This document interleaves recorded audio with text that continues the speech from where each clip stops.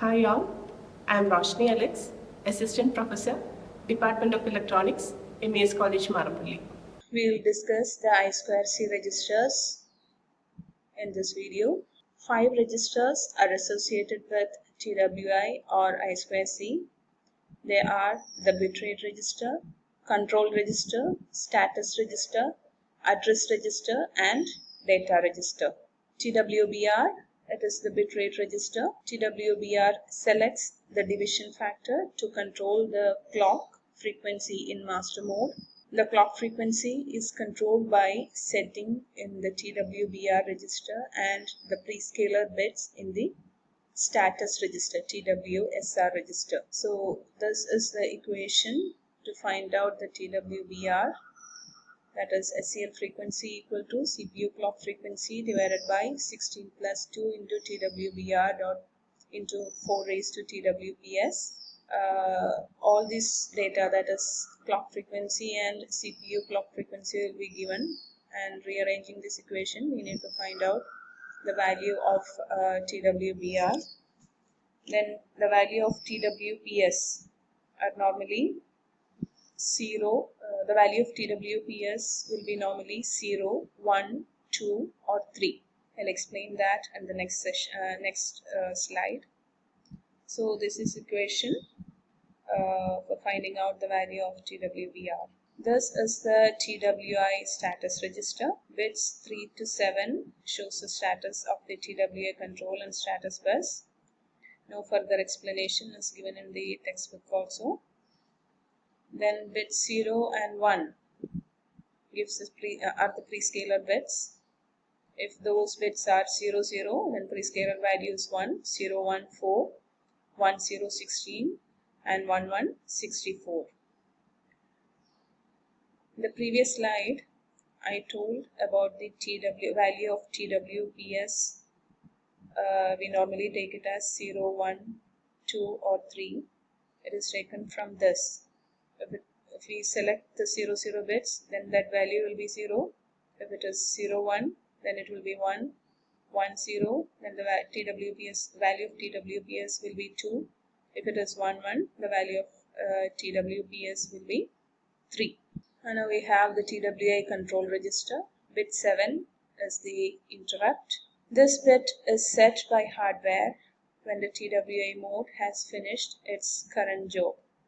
That is, if a transmission or reception is complete, then this bit will be set.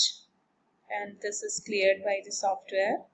Clearing this flag starts the operation of the TWI again. Bit 6, so that is TWINT bit. Next is TWEA, enable acknowledgement. Making this bit high will enable the generation of acknowledgement when needed in slave or receiver mode.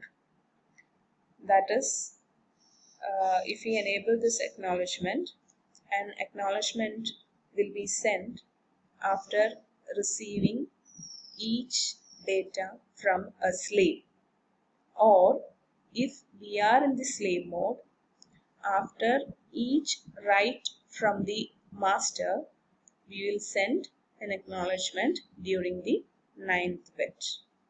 Hope you understood. There are 2 cases for making this for the generation of acknowledgement. That is, 1, if we are slave.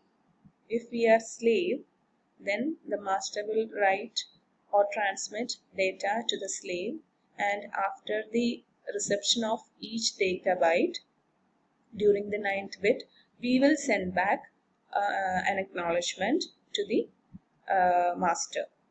Or that is, if we are in the slave mode. Or if we are the master and we are in this receiving mode, we will send an acknowledgement back after each data read from the slave. Then bit 5 is the TW start condition bit.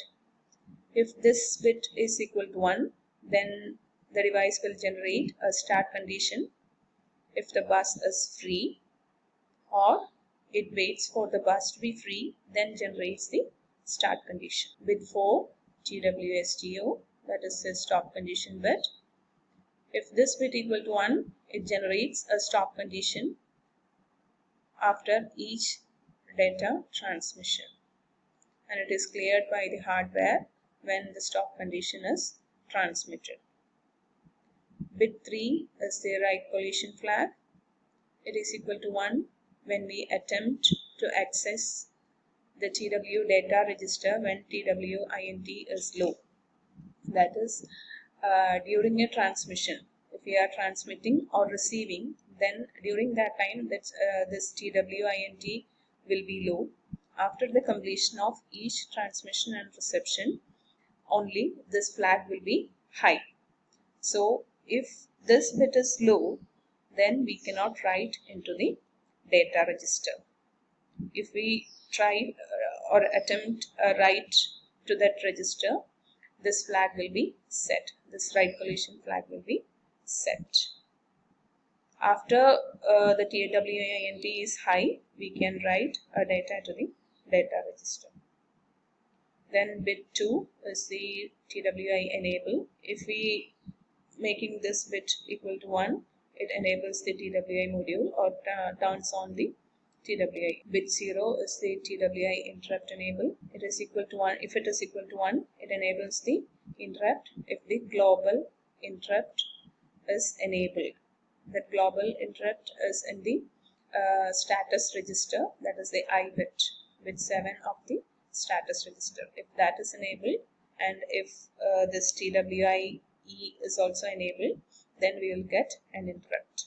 Next is the data register. In the receive mode, the last received byte will be in the TWDR, and in the transmit mode, you should write the next byte to be transmitted into the TWDR register. We can access TWDR only when TWIE is set to 1. Otherwise, the collision happens.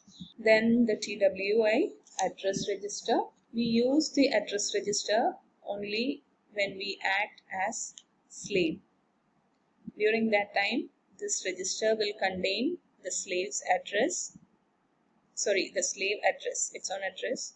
So when the master sends the address match unit of our I2C will find the match, and if it recognizes the address, it sends back the acknowledgement to the master, so that the master can write back or read from our device. So these are all about the registers in TWI. Thank you for listening. In the next video, we will discuss the programming.